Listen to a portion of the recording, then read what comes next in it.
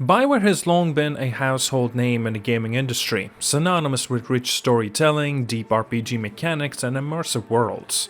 The studio was once a pinnacle of gaming development, crafting unforgettable experiences with franchises like Baldur's Gate, Mass Effect, and Dragon Age.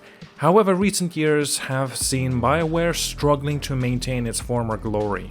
The cancellation of Star Wars: The Old Republic's post-launch support, multiple of layoffs, and a general sense of creative decline have left fans and critics questioning the future of the studio. Can BioWare recover from its downfall spiral, or is it doomed to become another casualty in the ever-evolving gaming landscape? Now, so to understand the gravity of the BioWare's current predicament, we must first acknowledge its incredible past. Founded in 1995 by Ray Musuka, Greg Zechuk, and Augustine Yip, BioWare quickly established itself as a master of role-playing games. The Baldur's Gate series released in the late 90s and set a new standard for computer RPGs, offering deep Dungeons and Dragons inspired mechanics and compelling character interactions.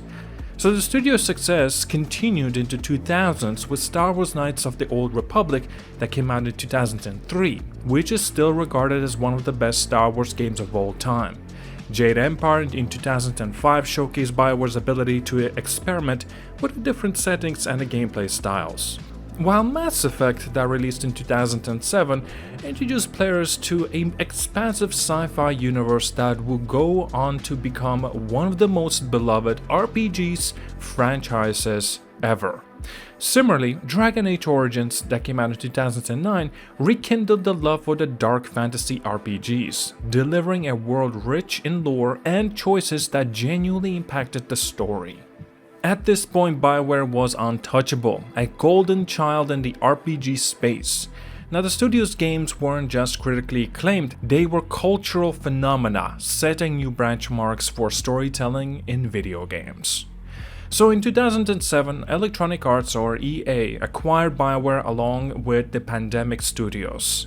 While this initially seemed like a move that would ensure financial stability and greater resources, many fans and critics argue that it marked the beginning of BioWare's decline.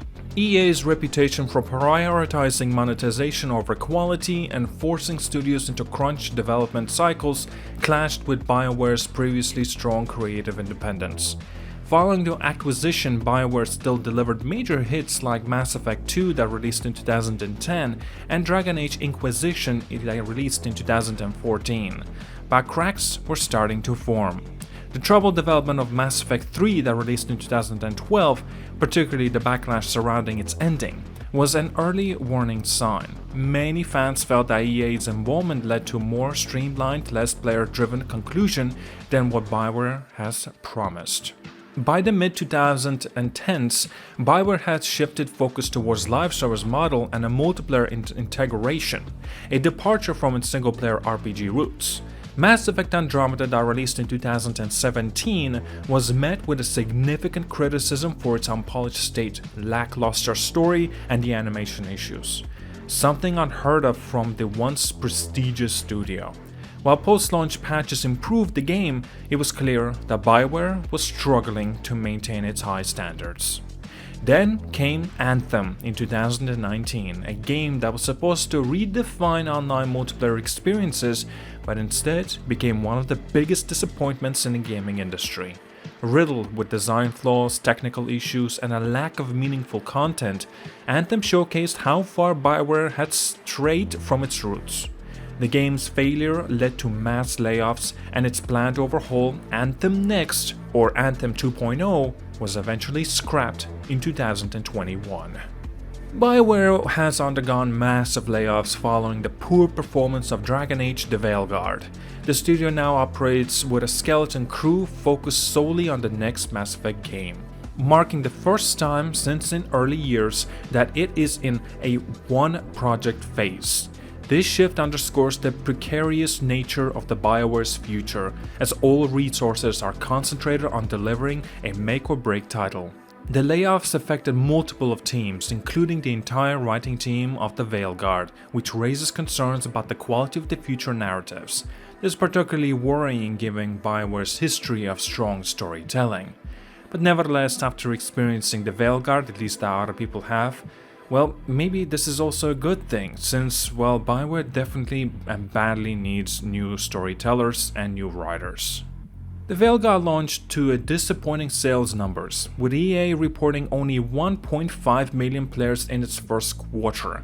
This figure was nearly 50% lower than EA's expectations, and their reliance on a player count rather than sales figures suggests that the actual purchases were significantly lower. Many of these numbers include EA Play trials, further obscuring the true financial picture. You know, just to have a little bit of a comparison, Anthem. It was considered BioWare's biggest failure and actually sold over 5 billion copies, more than double the Veilguard's numbers, which is kinda shocking just to consider that. Mass Effect Andromeda, considered a failure but a financial success, sold over 2.5 million copies at launch. Dragon Age Inquisition sold over 12 million copies, making the Veilguard performance even worse in comparison. So, why did the Veilguard fail? The game lost the identity of the Dragon Age franchise. Writing quality was considered the worst in the series. The tone, dialogue, and the character delivery felt disconnected from the previous Dragon Age titles.